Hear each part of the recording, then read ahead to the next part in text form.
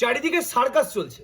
Generally Calvin university বা যে কোনো ইউনিভার্সিটিতে একটা সেমিস্টারের জন্য সময় নির্ধারণ করা থাকে 5.5 মাস থেকে 6 মাস। মানে একটা স্টুডেন্ট যদি কোনো একটা নতুন সেমিস্টারে ওঠে তাহলে তার 5.5 মাসের মাথায় পরীক্ষা শেষ হয়ে যাওয়া উচিত এবং 6 মাসের মাথায় তার নতুন সেমিস্টারে উঠে পড়াশোনা শুরু করে দেওয়া উচিত।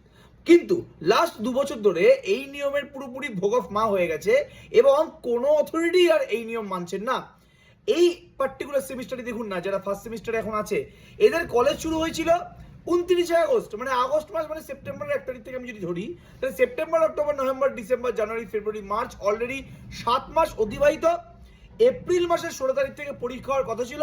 আজকে নোটিশ এলো যে এপ্রিল মাসের 16 তারিখ থেকে পরীক্ষা হবে না। 13 তারিখের পর থেকে যতগুলো পরীক্ষা ছিল, যার যার পরীক্ষা ছিল, সবার পরীক্ষা এখন বন্ধ। কেননা ভোট চলে এসছে। কেন ভোট কি 2016 সালে হয়নি? 2016 সালে আমি নিজে গ্রাজুয়েশন কমপ্লিট করেছি। সেই 2016 সালে আমরা ভোটের মধ্যে পরীক্ষা দিতে গেছি। ভোটের মধ্যে ক্যালকাটা ইউনিভার্সিটি পরীক্ষা নিয়েছিল। হ্যাঁ, ভোটের দিন পরীক্ষা নেয়নি, কিন্তু ভোটের আগের দিন বা ভোটের পরের দিন কিন্তু পরীক্ষা হয়েছে। তখনও বিধানসভা ভোট ছিল। তাহলে এখন এত কি হলো? এখন কি হলো ব্যাপার স্যাপারগুলো? তখন মেবি লোকসভা ভোট ছিল, ভুলে গেছি আমি কি ভোট ছিল কি না ছিল। কিন্তু এখন কি হলো?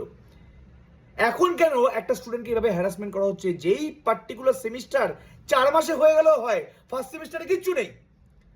এই সেমিস্টারের জন্য 9 মাস সময় দেবে, সেকেন্ড সেমিস্টারের জন্য 7 মাস সময় দেবে, এবং থার্ড সেমিস্টার যেখানে অ্যাকচুয়ালি একটা স্টুডেন্ট ম্যাথামেটিক্সটা শেখে, ম্যাথামেটিক্স অনার্সটা বুঝতে পারে যে কি জিনিস কি না জিনিস, সেটা এই ইউনিভার্সিটি নিয়ে নেবে ঠিক 2.5 থেকে 3 মাসে বা 2 মাসে হয়ে যেতে পারে।